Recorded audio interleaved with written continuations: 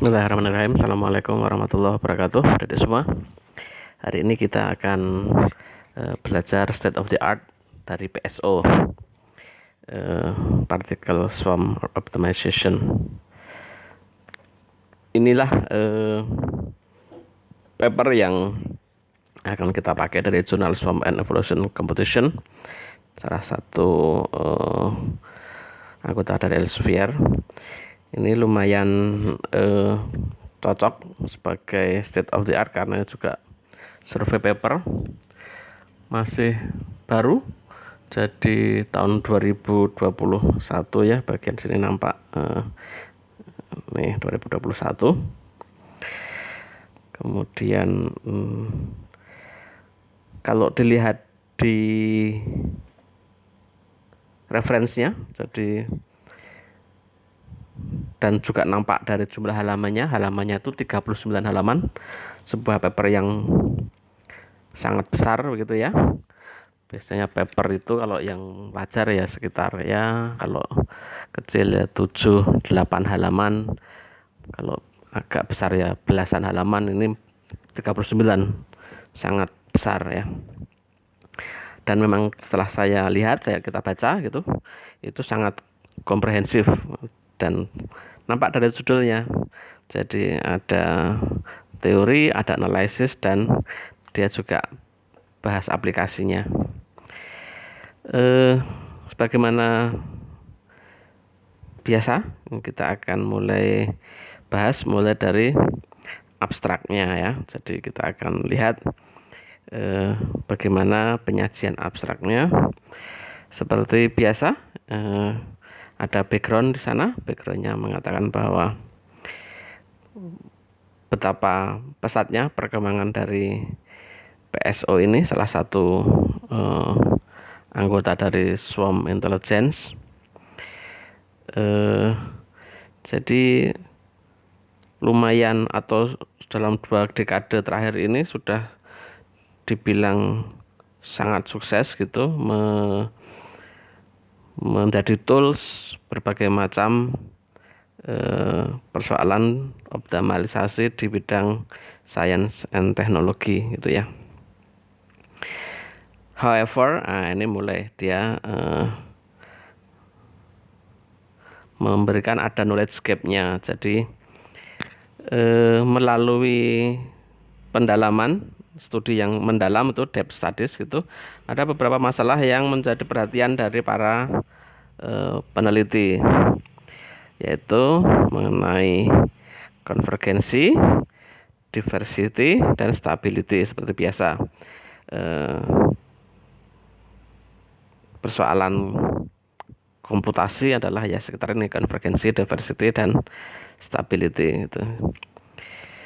Dan akibatnya, karena menjadi perhatian dari berbagai macam ilmuwan komputasi begitu, kita menyaksikan enhancement yang sangat masif, ekstensi juga, dan variansinya juga luar biasa banyaknya. Jadi di balik gaps itu muncul perkembangan yang luar biasa. Nah, beliau menawarkan novelty yang diberikan oleh paper ini, rigorous.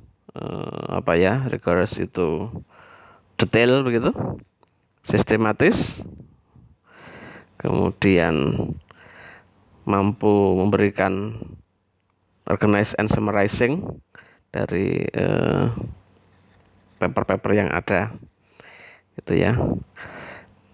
Deadline tentu saja juga up to date gitu. Kemudian juga ada further theory and application yang akan ditawarkan gitu ya. Jadi lengkap sekali apa yang dibahas dalam paper ini gitu ya. Nah, seperti biasa dalam introduksi itu merupakan hal penting dalam paper, apakah paper itu layak kemudian dibaca itu.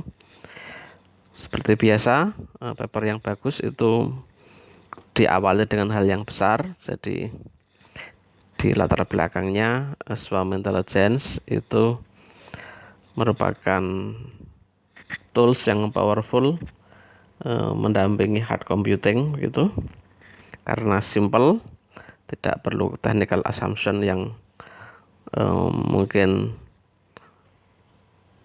itulah yang menjadi kelemahan dari hard computing dan sekaligus powerful gitu ya.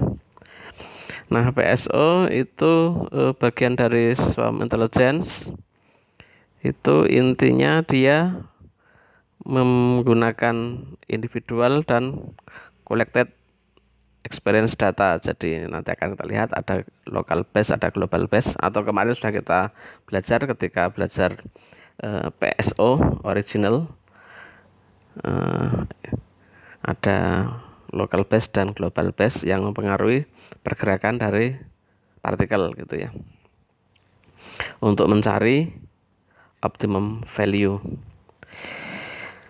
Tapi di balik powerful dan kelebihan-kelebihannya gitu ada masalah konvergensi, karena mungkin ada velocity explosion seperti nanti akan atau kemarin sudah dibahas bahwa dalam partikel swarm ini pergerakan partikel itu ditentukan oleh kecepatan pergerakannya, dan kecepatan pergerakannya itu dipengaruhi oleh pengalaman partikel itu dan dipengaruhi oleh informasi dari swarm secara komunal gitu ya, sehingga perlu kehati-hatian untuk mencapai good exploration dan exploitation seperti biasa.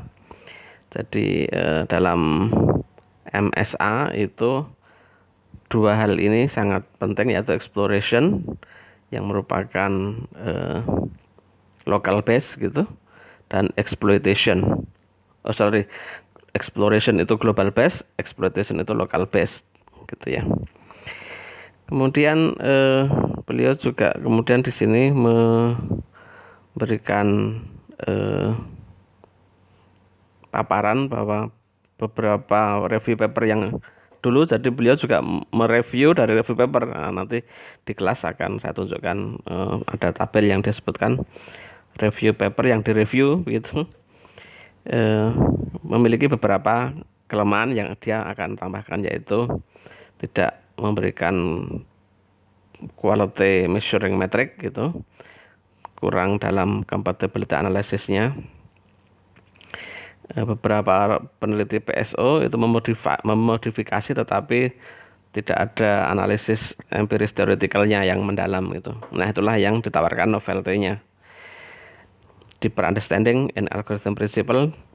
Kemudian beberapa yang diadres di sini, common misconception, kemudian current development, landscape fitness analysis, kemudian berbagai macam optimalisasi skenario dan fundamental knowledge, kemudian banyak aplikasi, dan akhirnya kesempatan penelitian berikutnya gitu. Oke, developmentnya ada di velocity handling method seperti biasa. Basicnya biasanya tergantung kepada random gitu, tetapi ketika dirasa ada kecenderungan atau ada kemungkinan ada explosion begitu, nah, kemudian ada pengendalian di situ, ada handling tertentu untuk velocity method, kemudian position update mekanismenya begitu, itu ada perbaikannya, kemudian kontrol parameternya, swarm adaptationnya. Nah, neighborhood topologinya itu disesuaikan dengan keadaan permasalahannya, dan fitness analysis nanti kita lihat di detailnya di kelas, di poin-poin mana pada paper tersebut membahas ini.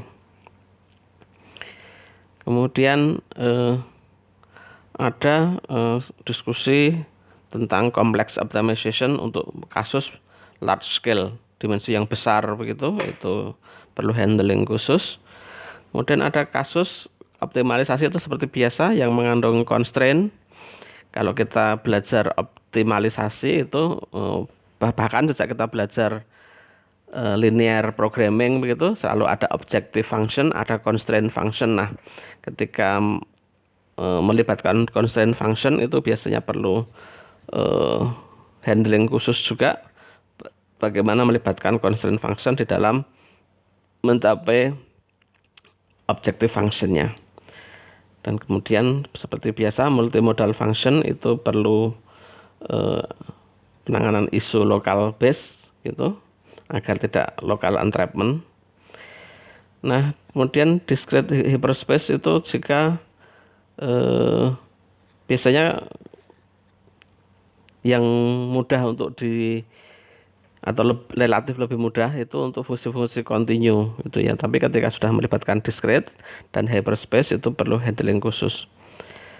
Dan juga ada beberapa kasus yang perlu surrogate assisted itu jadi semacam pengganti untuk menolong itu ya. Jadi assisted untuk membantu dengan substitusi beberapa variabel tertentu untuk kasus-kasus tertentu. Nah, variannya sudah sangat banyak di sana. Ada adaptif, nanti kita detailkan di kelas. Kemudian fully informed, jadi partikel itu tidak hanya dipengaruhi oleh satu dua tetangganya begitu, tetapi bisa melibatkan banyak di sekitarnya gitu. Fully informed, jadi kalau yang original itu hanya global base dan local base, nanti bisa dikembangkan lokalnya itu beberapa titik itu neighborhood, kemudian beberapa titik di global juga. Ensemble itu ensemble semacam orkestra gitu, ensemble PSO. Bare bones ini beberapa variasi rough, nanti bisa didetailkan di kelas berbagai macam varian dari PSO, besar sekali. Oke, kemudian seperti biasa juga PSO juga mengalami hibridasi atau decoupling dengan berbagai computational intelligence yang lain begitu, seperti PSO dengan evolutionary algorithm. Kemudian seperti biasa ada isi, ada GE, ada differential evolution, ada swarm artificial yang lain. Kemudian nah ini ada social meta heuristic algorithm gitu untuk penanganan ilmu-ilmu sosial gitu. Kemudian digabungkan dengan machine learning, utamanya neural network dan support vector machine. Nah, theoretical analysisnya yang mungkin kalau tertarik di dunia teoritis itu bisa dilihat ada dimension stochasticity itu randomness secara dimensional begitu, kemudian kestabilan partikel, perilakunya roaming ketika roaming ketika bergerak mencari optimalisasi itu roaming, sama juga dengan pattern particle movement itu secara teoritis dianalisis di sana. Nah, ketika kita lihat diverse aplikasinya sangat besar sekali, tabel ini 6 dan 7 kita lihat nanti di kelas. Nah, open issues yang ditampilkan di sana yang menjadi masih terbuka untuk didalami itu tentang premature convergence, konvergensi yang terlalu cepat begitu. Kemudian bagaimana mengendalikannya tidak terlalu cepat, convergence speed controllernya. Kemudian biasanya high dimensional space itu perlu penanganan khusus, banyak yang masih terbuka di sana untuk didalami. Subpar, jadi di bawah rata-rata performance dari multi objective high dimensional optimization itu perlu juga masih terbuka. Sensitivity parameter, kemudian topologi selection itu tergantung dari kasusnya. Adaptasi dari sekawanan itu juga tergantung kasusnya. Landscape itu juga beragam kasus. Randomness baik kontrol parameter. Jadi akhirnya memang ada fenomena kalau aslinya meta heuristik itu kan banyak random ya. Jadi ketika banyak dikontrol nanti jadi level randomnessnya berkurang. Tapi ya itulah tuntutan dari optimalisasi. Setelah randomnya ditemukan karakternya, terus kemudian makin lama makin ya pendekatan randomnya turun, akhirnya